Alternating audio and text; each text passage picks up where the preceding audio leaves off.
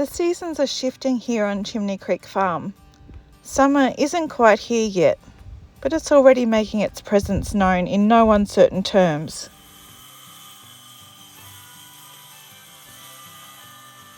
This morning, exciting things are already in motion. Paul is adding a window to our outhouse shower, and meanwhile I'm starting on a new garden bed, nestled right beside the outhouse. But before I dive into that, I want to share a little adventure we've been working on. Friends of ours, Christy, Scott and Lincoln, recently bought a property, and it feels like something out of a dream. It's a lush, green permaculture oasis, the kind of place where every corner hums with life. The previous owner was clearly someone who poured their heart into this land, and it shows in every detail. And among the treasures they inherited were 6 greenhouses, more than they needed, and they offered us the extras with one condition: we needed to dismantle them all ourselves and transport them back to Chimney Creek Farm. It's a daunting task, but an offer we couldn't refuse. So we headed over to their property as soon as we could to assess the situation.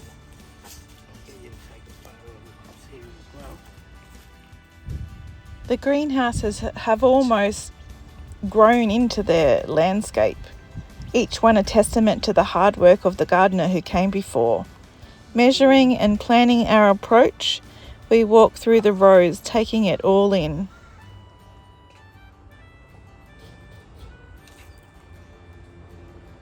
The property feels almost sacred, its soil rich and alive, its air carrying the faint sweet scent of flowers and damp earth.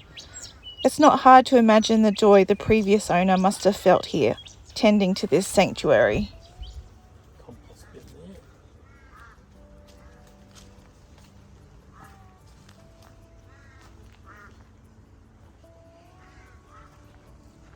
So, I don't think... The greenhouses are a gardener's dream, and it's an incredible opportunity, but as Paul and I stand there assessing the task ahead, I can't help but feel a flicker of doubt. Some of the greenhouses are enormous, their metal frames stretching high into the sky with panels that gleam in the dappled light. So, I've got to work out with these as well.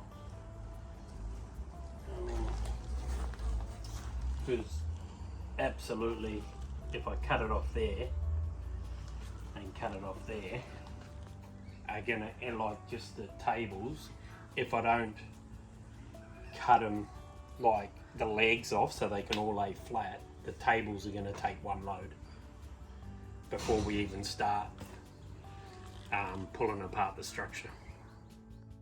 When I think about the box trailer that our friend Daryl has kindly offered to loan us, and I try to picture how we'll even fit one of these structures inside, it feels impossible.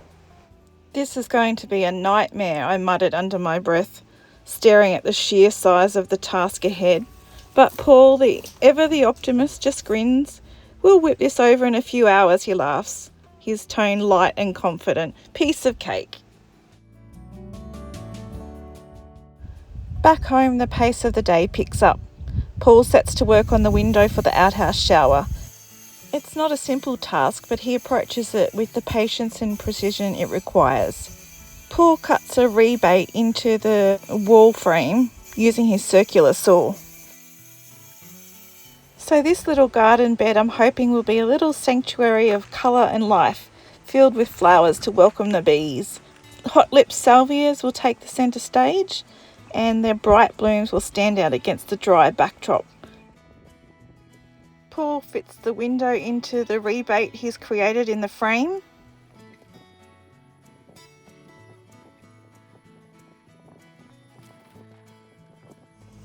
The cardboard I had laid down earlier settled nicely. Its edges were curling slightly in the heat, so I cleared away the pots that were weighing it down and spread a thick layer of wood chips across the surface. Lana, our permaculture teacher, would likely advise patience, letting the wood chips break down over a year or so before planting, but I've gone ahead and added some soil and compost on top. Using a chisel, Paul carves out cleans out the groove or the rebate inside the edge of the frame. This rebate will hold the glass securely, allowing it to slot in snugly without shifting. Paul's focus is unwavering.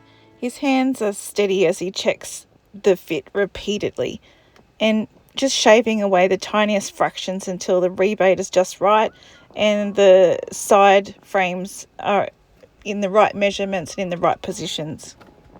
So the grooves in the frames must be deep enough to hold the pane in place without risk of movement, but not so deep that they weaken the frame itself. It's a delicate balance. Paul makes measurements on the frame where the side frames need to be screwed in, and hopefully the glass will slide into these grooves like a key into a lock, held firmly against the forces of wind, rain and the occasional flying insect.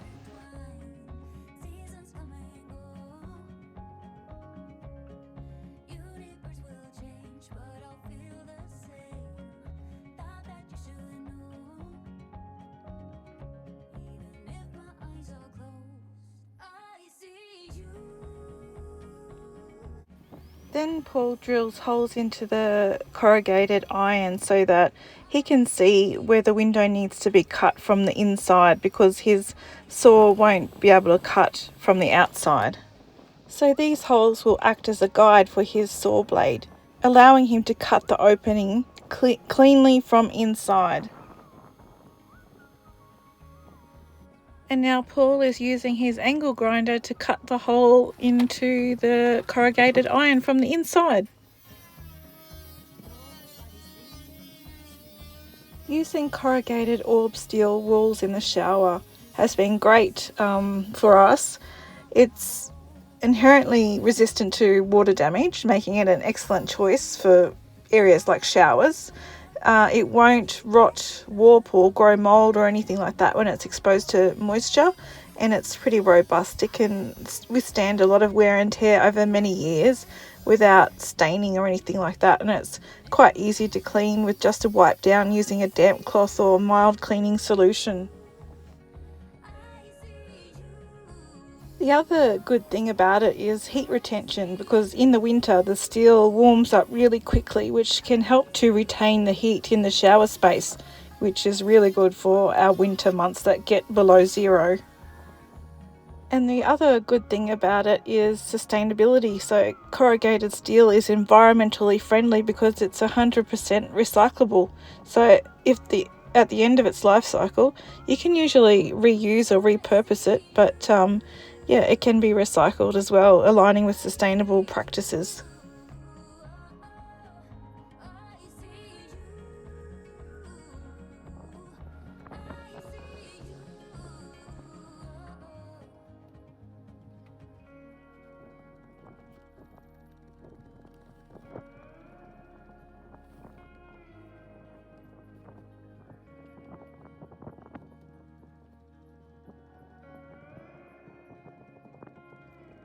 Paul cuts away some of that black builder's plastic from the inside.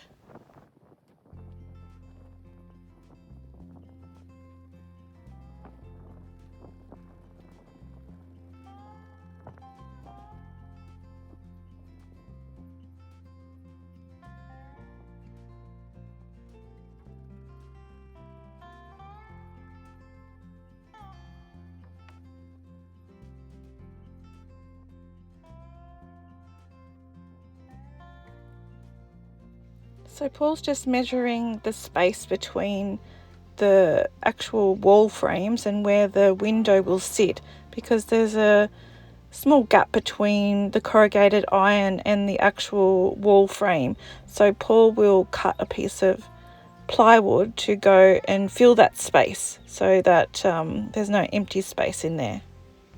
And these plywood pieces will then be attached to the side window frames with the rebates to keep everything secure and in place.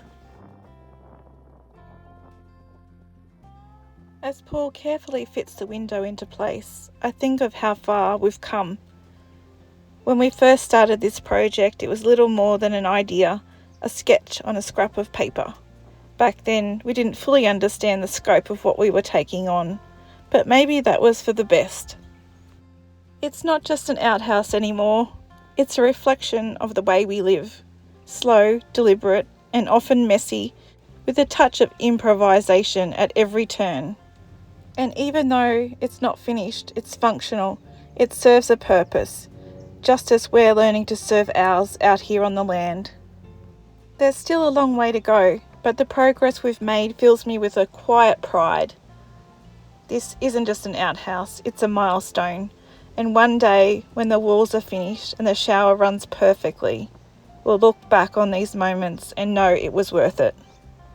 For now though, it's another chapter in our story, a story of hard work, determination, and finding joy in the journey, even when the destination feels so far away.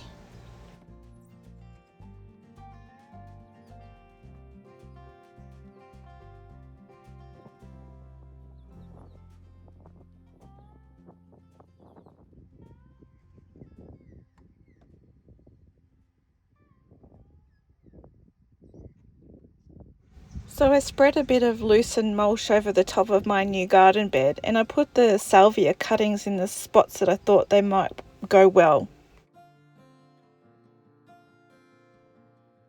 The heat of the day builds as we work, and the birds call from the treetops, their songs mingling with the sound of the tools at work. Paul screws the side frames into place. The outhouse has been a labour of love and sometimes frustration for the past 2 years. It's a patchwork of effort, and it's the collective work of all of us in the family. Each of us have had a hand in shaping it, hammering nails, cutting wood, and dreaming about what it would finally become, and yet it is still not finished. Paul puts back the builder's black plastic and staples it to the wall back into place. This will keep the wall frame protected from the elements. The internal walls are still bare, a reminder of the work still waiting for us. Even the shower, though functional as it is, it has its quirks. The water's now running hot and cold unpredictably, a constant challenge to find a steady, comfortable temperature. But as the summer heat rolls in, we've learned to appreciate the occasional cool surprise. A cold shower after hours spent working out in the sun feels less like a frustration and more like a relief. This outhouse isn't perfect, but it's ours. Every nail, every board, every imperfection tells a story of our journey. It's a work in progress, much like this life that we're building out here.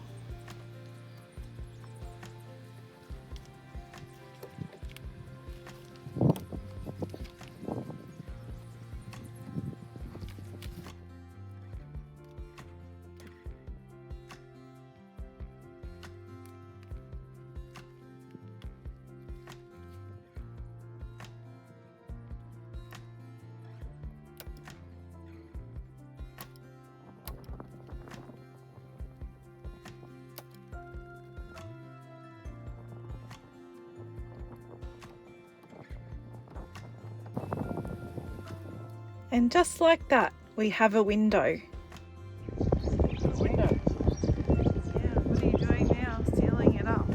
Yeah, just going to put some silicone on the outside and then a bit on the inside just to cover it up until I can put the stuff on the inside.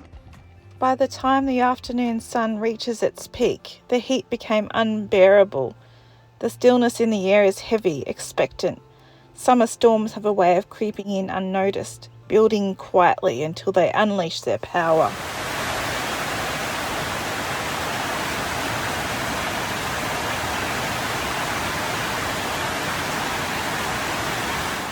A great excuse for a rest and a snack. We're having truffles, cheese on crackers. But the next morning the storm has passed, leaving the world refreshed and glistening. The early sun dries the last drops of rain from the grass as we head back outside to continue our work. So I've grabbed an old bundle of old tent poles, remnants from camping trips long ago, and thought these might do the trick for holding the logs into place that I tried to create the natural look of the garden bed with. So Paul's going to hammer them in and cut them off for me. With the edges secured, I can start moving the pot plants away that have been holding the logs in place up until this point. I also pinched a few cuttings from the greenhouse while I was there, some bougainvillea and some rubber trees, so we'll see how they go. By the time the day comes to a close, I'm exhausted but satisfied.